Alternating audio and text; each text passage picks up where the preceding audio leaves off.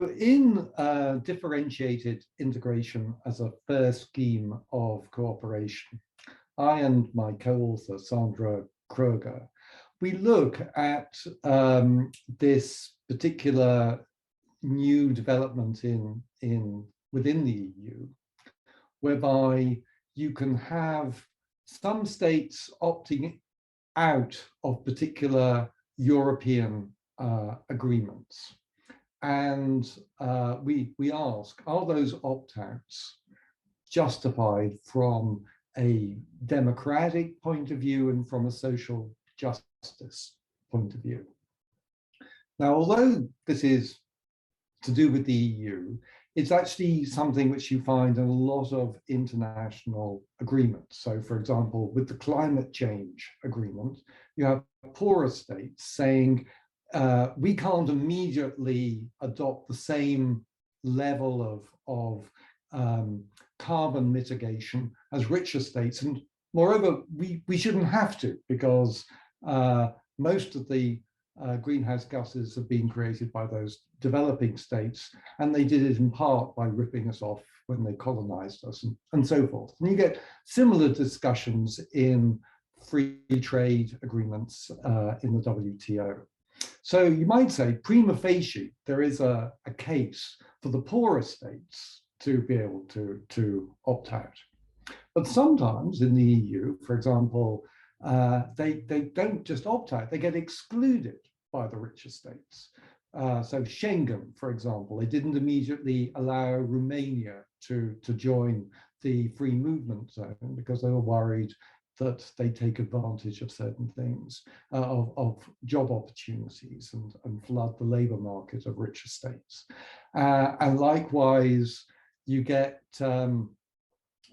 worries from the richer states that they might not be able to have stand up to competition from lower wage economies. So there are these social justice issues, and there are the issue of how they all decide together.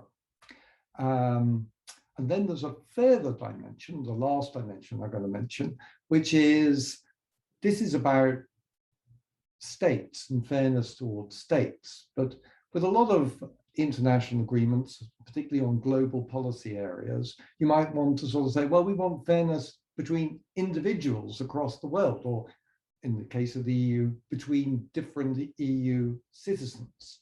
So it's a way of balancing all these different dimensions: fairness between states, rich and poor, states which have different cultural and economic requirements, and fairness between individuals across states, wherever they happen to be within the EU or across the world. So what did we do that was original in this? Well, I think one thing that's original is to see it as a problem of social justice in the first place. It's tended to be seen as simply a pragmatic issue. We've got to allow opt-outs or have certain exclusions in order for the integration process to move forward. And the default view has always been, well, surely integration should be uniform. Surely the agreement should be the same for all. And this is a transitional phenomenon. But I think one of the things that we try to sort of say is that diversity amongst your different actors is to be expected.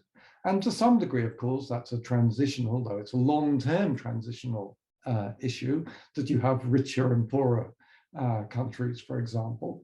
But also sometimes from certain perspectives, you might sort of say that diversity is also a good thing. It's a good thing economically, that not all countries are the same, that they have different competitive advantages.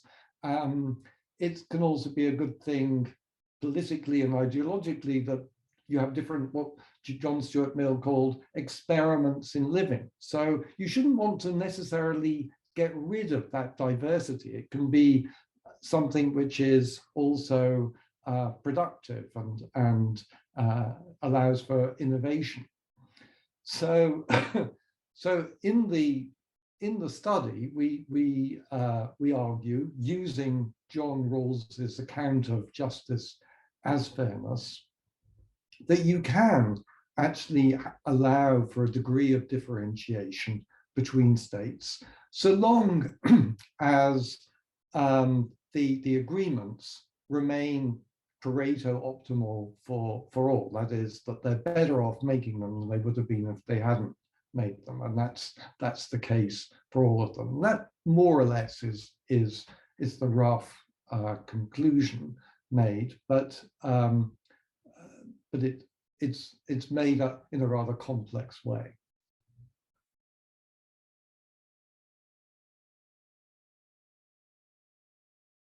Why does it matter? Well, as I said, it certainly matters within the EU, in that I think there's been a tendency, particularly within the EU, to think that one size should fit all. And that is not necessarily a good starting point to have. I mean, if you even look at some of the individual member states, that's not the case. That they have regional policies, they have regional diversity, they have asymmetric devolution of powers, and so forth. So in that respect, you know, one should expect the EU to be at least as diverse in its governance procedures and its agreements and its economic sort of policies as the most diverse of its member states. So it looks at these things in a slightly different way. The worry that has grown up recently has been, of course, with is acknowledging diversity something which will lead to unfair advantage being taken by certain states, as was often accused of the UK when it was in the EU, or increasingly will it justify democratic backsliding states such as Poland, who've recently declared that that the EU is asking it to conform to norms which aren't relevant, and is exceeding its competencies in that. And we hint a little bit in this paper why we think those concerns shouldn't arise, or ways in which you can prevent them arising. But that too is an important issue.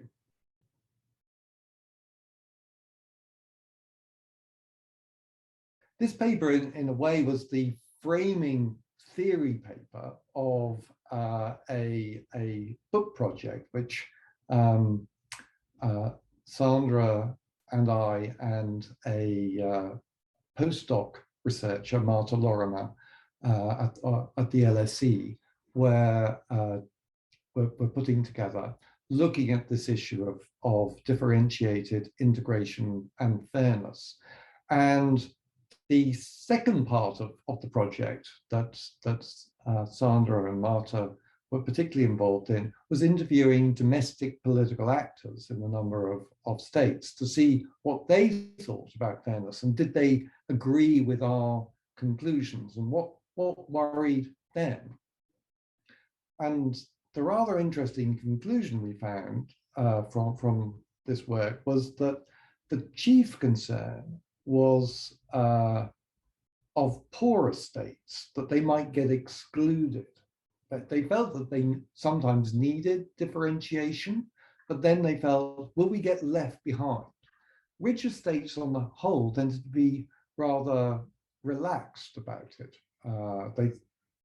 So you could see that for them, they saw an economic advantage in being able to go ahead without possibly having to compensate for poorer states requiring more resources in order to achieve the advantages of cooperation in a particular economic area. Whereas the poorer states might felt that they couldn't do it yet, but they didn't want to be excluded in the future from that. They also were more worried about democratic backsliding than the wealthier states, interestingly enough.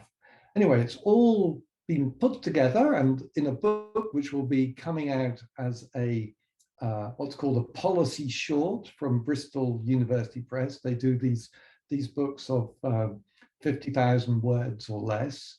And the book's called Flexible Europe, and it's available in both both an ebook and a hard book cover from January 2022.